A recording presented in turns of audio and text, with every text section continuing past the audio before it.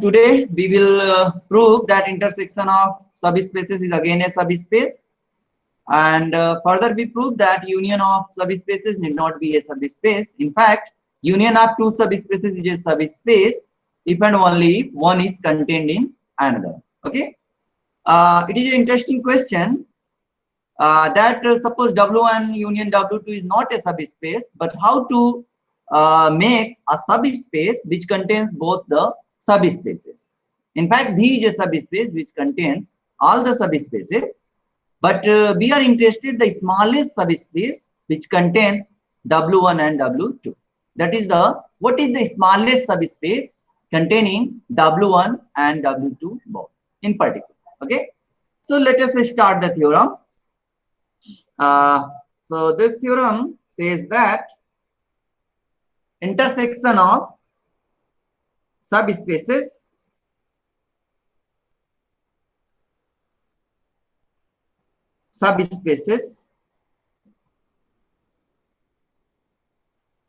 is again a subspace.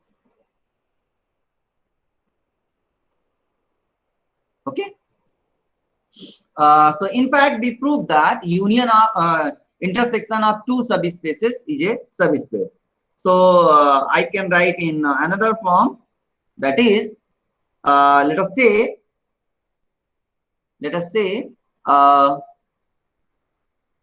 okay. So suppose let W1 and W2 be two subspaces of B, then W1 intersection W2 is also a subspace. Is also a subspace of B. Right? So how to prove this? So let us prove this theorem. Okay. So the proof goes like this.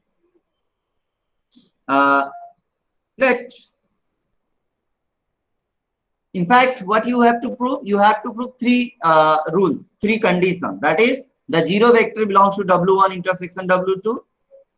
If x and y are two vectors in W1 intersection W2, then x plus y is there. That is, W1 intersection W2 is closed with respect to vector addition, as well as it is closed with respect to the scalar multiplication. That's it. We are done. Okay. So actually, we have to prove that W1 is a subspace and W2 is a subspace of B. Then what about this portion? That is the intersection of this W1 intersection W2. Right? So what about this intersection portion? So of course it is a subspace. So I can write, since zero vector belongs to W1 comma W2 both, right? Isn't it? And therefore the zero vector of course belongs to W1 intersection W2. Why this belongs? The vector 0 belongs to W1 intersection W1 W2 both, because W1 W2 are subspaces, right? So 0 belongs to this. Second, let x and y belongs to W1 intersection W2. That is, x and y are two vectors in W1 intersection W2. We have to prove, then this implies that x belongs to x comma y both belongs to W1 and x comma y belongs to W2, right? Because x and y are, these two elements are in both the sets, both the subspaces, that is W1, W2. So obviously, because x and y are in this intersection portion, right?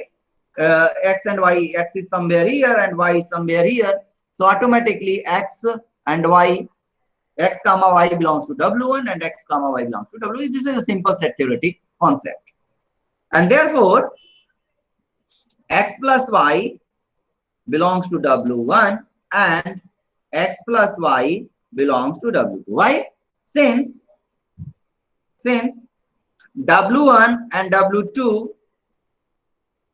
both are subspaces. Both are subspaces. In fact, no need to remind all the time that these are subspaces. So you just use the property. These are subspaces. So W1 and W2 are closed under vector addition. Under vector addition. Right? Done. And therefore, these two vectors x plus y belongs to W1 intersection W2.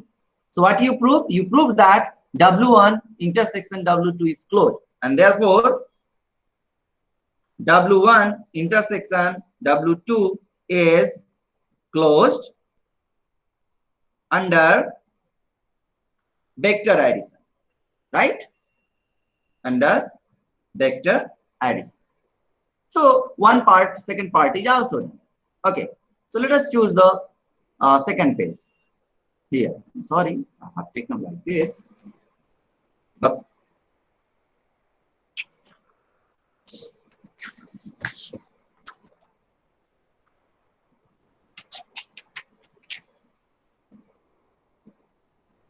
fine. Again, since alpha belongs to okay, now we are going to prove third property, that is W1 intersection W2 is closed under scalar multiplication.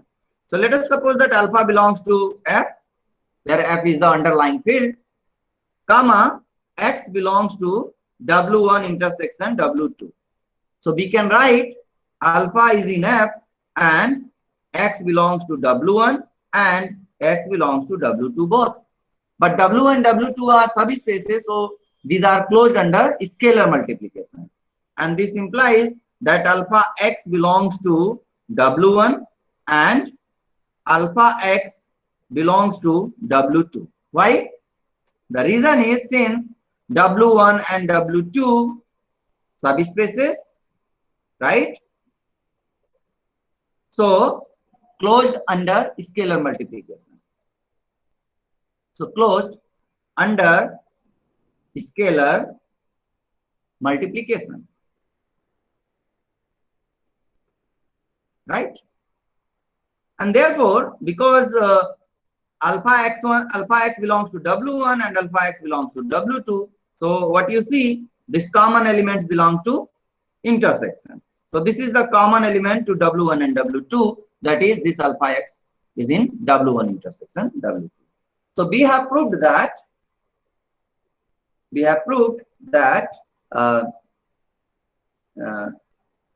so W1 intersection W2 is closed under scalar multiplication.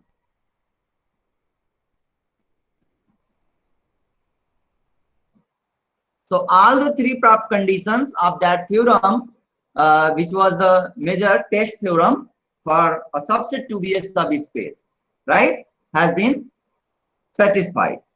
Hence, W1 intersection W2 is a subspace, right?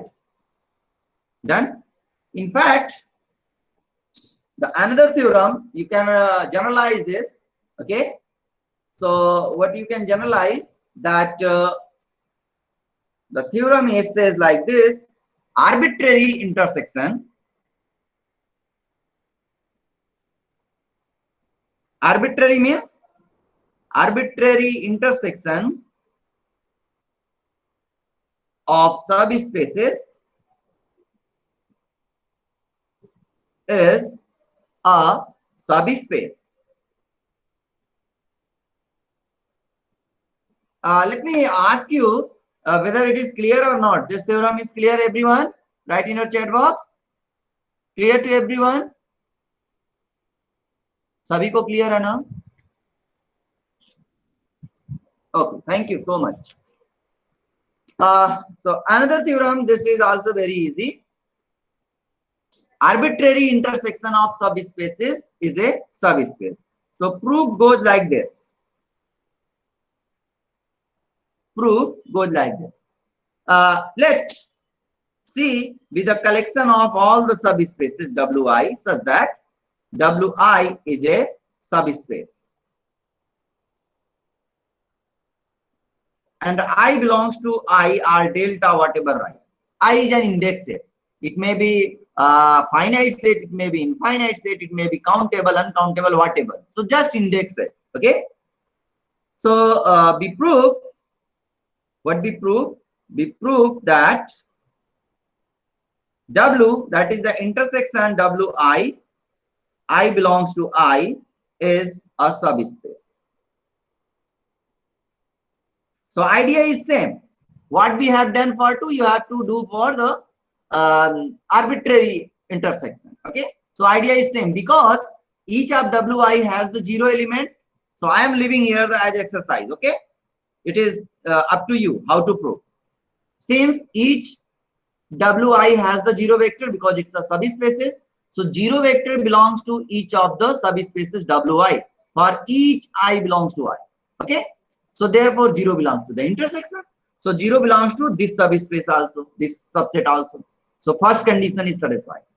Second, because each of the Wi are subspaces, so they are closed under the vector addition as well as the scalar multiplication.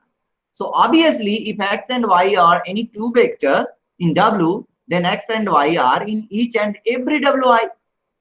And therefore, x plus y belongs to Wi for each I.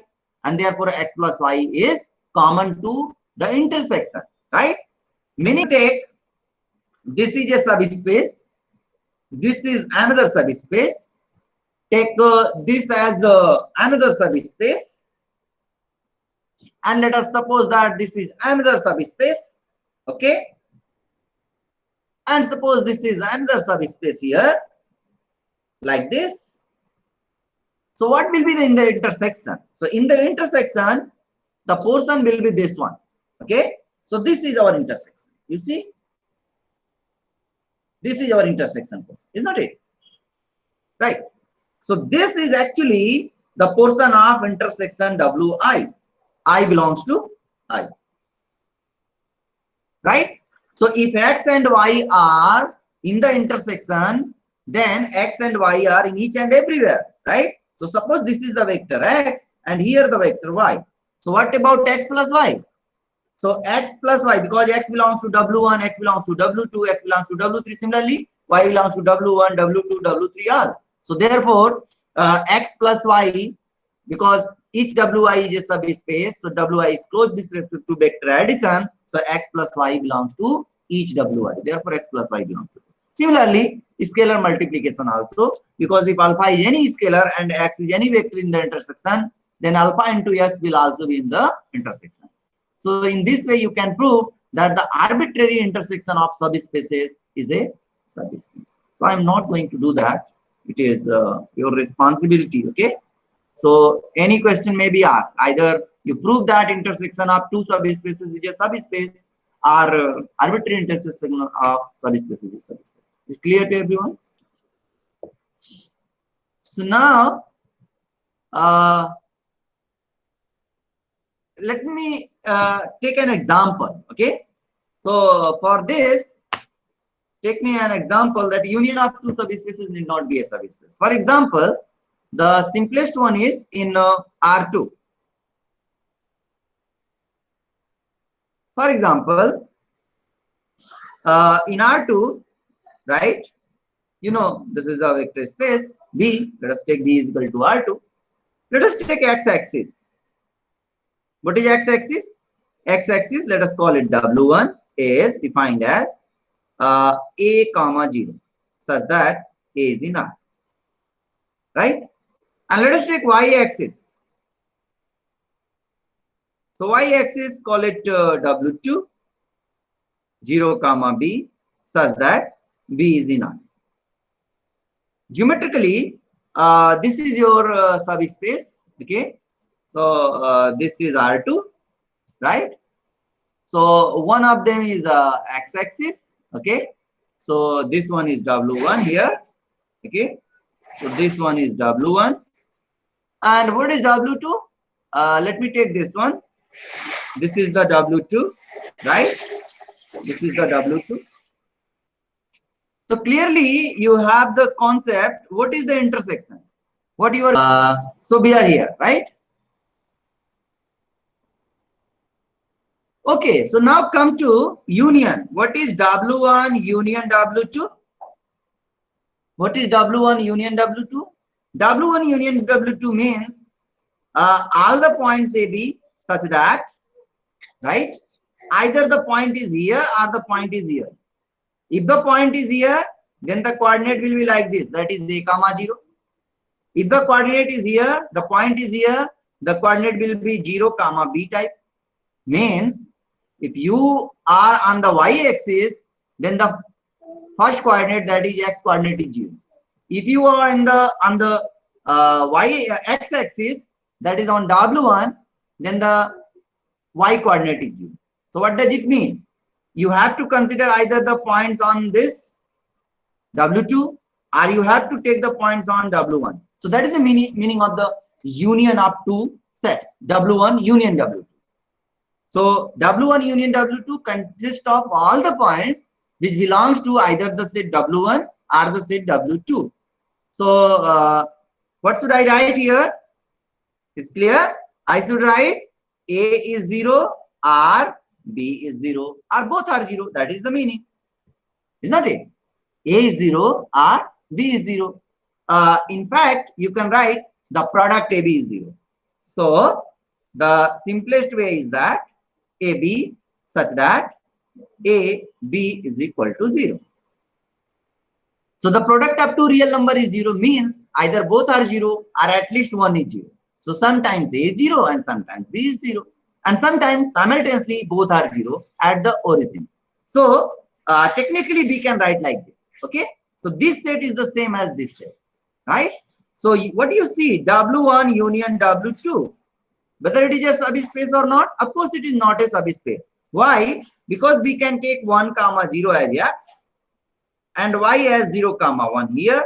So this is the point. Let us consider this as 1 comma 0 and you consider the point here 0 comma 1.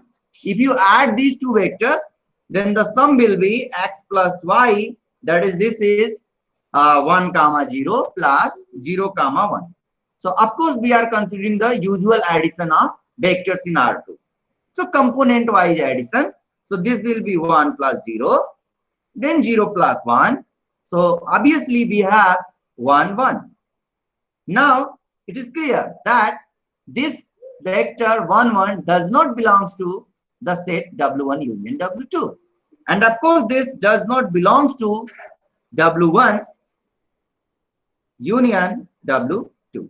So what do you see? We see that hence W1 union W2 is not a subspace. So I know you have the second class, okay, geology class, I know. So I will try to finish my lecture on time. Okay, so it's not a subspace. So now we are going to prove the theorem, or just I sketch the proof of this theorem. Okay. So what is the theorem? The theorem says that if W1 and W2 are subspaces of a vector space V over F, of course over F, then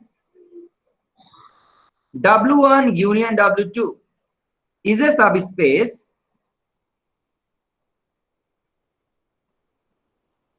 of V if and only if either W1 is contained in W2 or W2 is contained in W1. So this is the theorem. Meaning is, so proof is easy. So obviously you can check that. Okay. So how to prove? In fact, if you see W1 is contained in W2 or W2 is contained in W1. So situation is like this. Suppose W1 is this one. W1 contains W2. Okay. Then what do you see? The union will be W1 union W2 will be W1 bigger one. And if the situation is like this, suppose this is your W2 and this is suppose your W1, then again the W1 union W2 is the one of the subspace, that is the bigger one, W2. So in both the cases, W2 or W1. So this portion is this. Using this, you can prove that W1 union W2 is a subspace,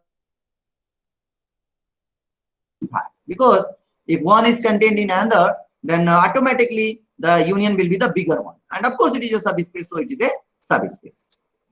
Yeah, converse part is tricky.